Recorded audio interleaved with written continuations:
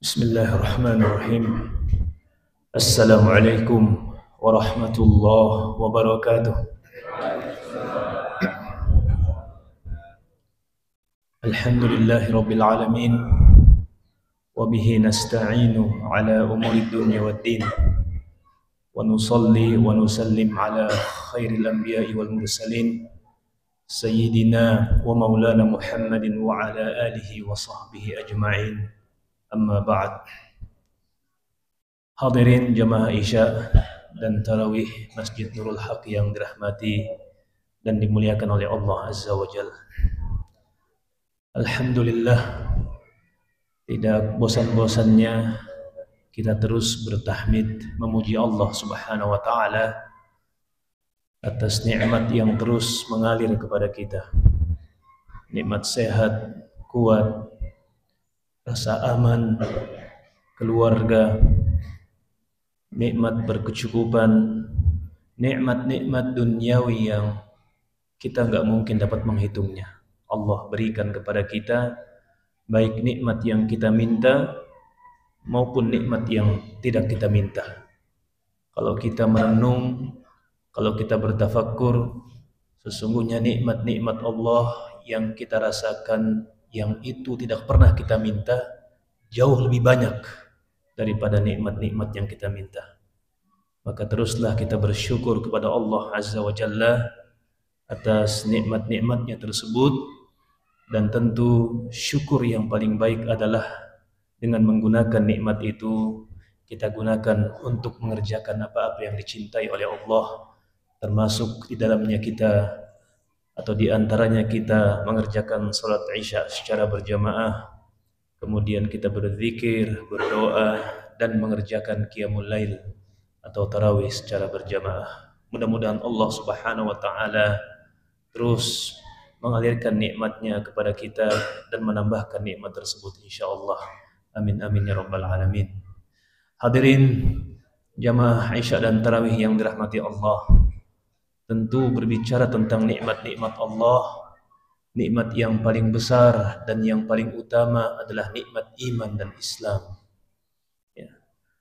Kenapa nikmat iman dan Islam ini merupakan nikmat yang paling utama yang Allah Subhanahu wa taala karuniakan kepada kita?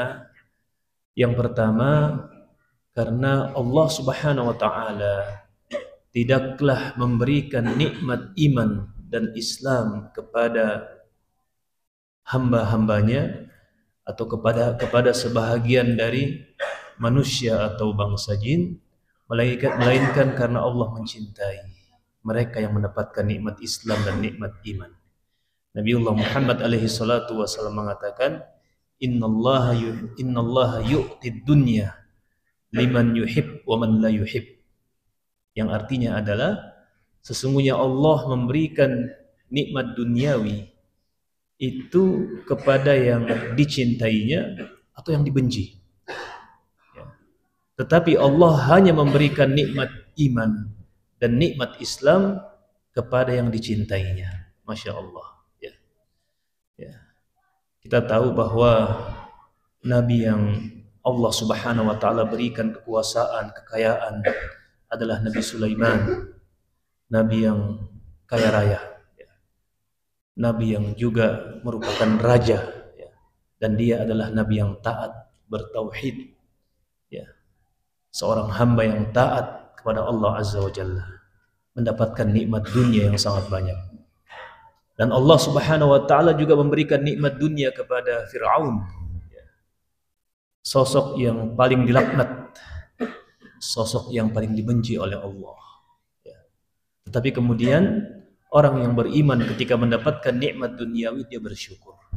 Adapun yang tidak beriman ketika mendapatkan nikmat duniawi dia kufur, dia ingkar terhadap Allah Azza wa Jalla. Mengapa dia ingkar? Karena tidak mendapatkan nikmat iman dan nikmat Islam. Maka barang siapa yang mendapatkan nikmat iman dan nikmat Islam, bersyukurlah. Bersyukurlah kepada Allah karena dia dicintai oleh Allah Azza wa Jalla. Dan jaga nikmat ini hingga kita kelak wafat dalam keadaan husnul khatimah insyaallah. Dan yang kedua, kenapa kemudian nikmat iman dan nikmat Islam itu adalah yang paling utama?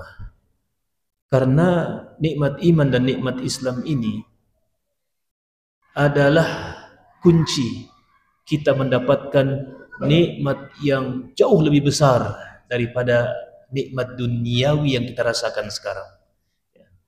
Nabiullah Muhammad alaihi salatu wasallam bersabda, "Innallaha ja'ala ar-rahmata mi'ata juz'in fa amsaka 'indahu tis'atan wa tis'in."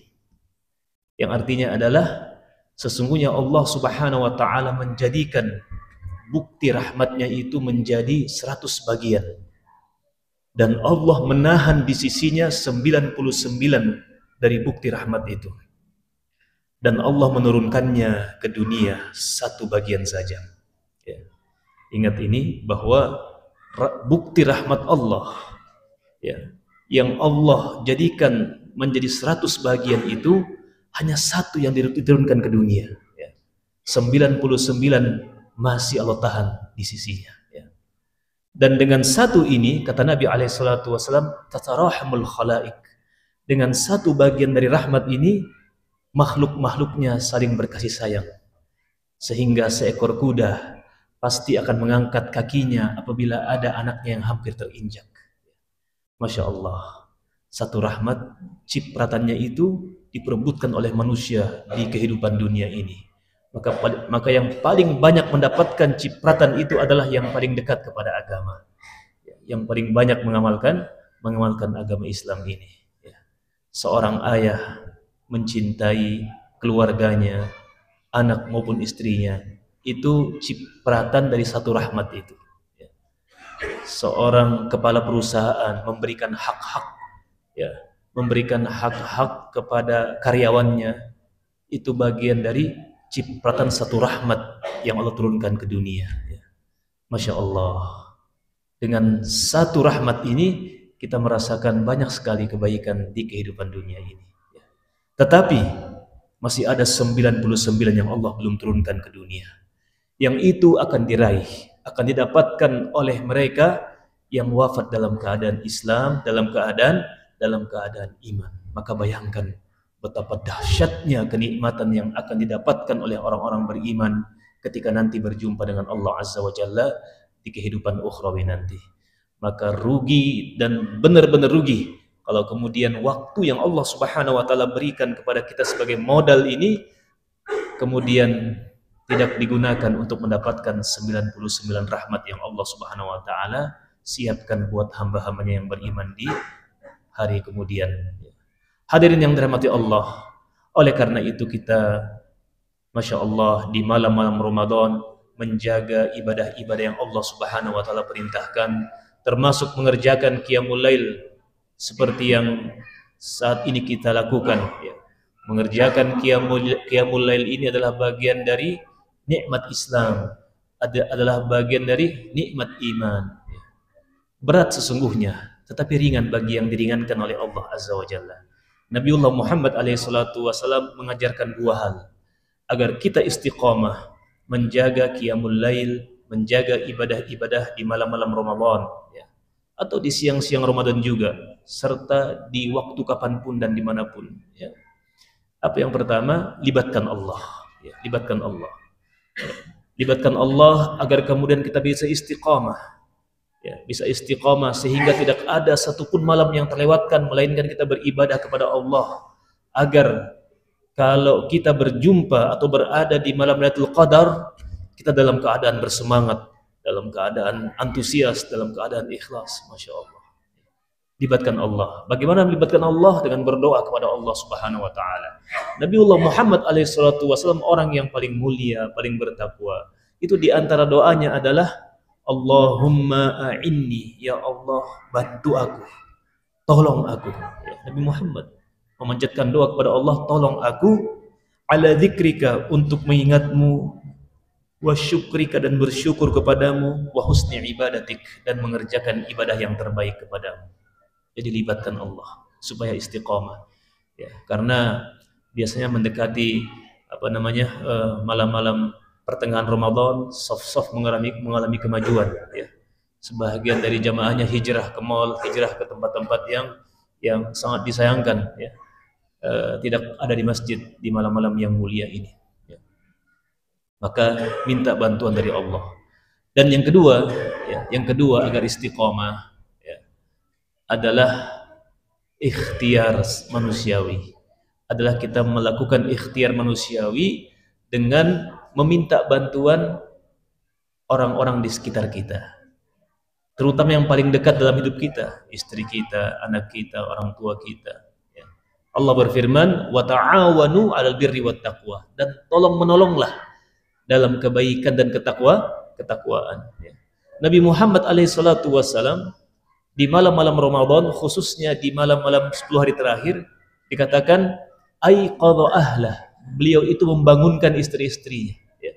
Nabi Muhammad alaihissalatu wassalam membangunkan istri-istrinya. Padahal istri-istri Nabi itu orang-orang yang soleh, perempuan-perempuan pilihan, perempuan-perempuan yang solehah, tapi dibangunkan juga oleh suaminya. Ya. Ini menunjukkan apa? Harus ada tolong menolong. Kita bisa qiyamul lail, tarawih di sini, salat isya berjamaah. Ini di antara faktornya adalah tolong menolong yang hidup di antara kita. Keluarga yang solid, saling mengingatkan, saling mengajak. Ya.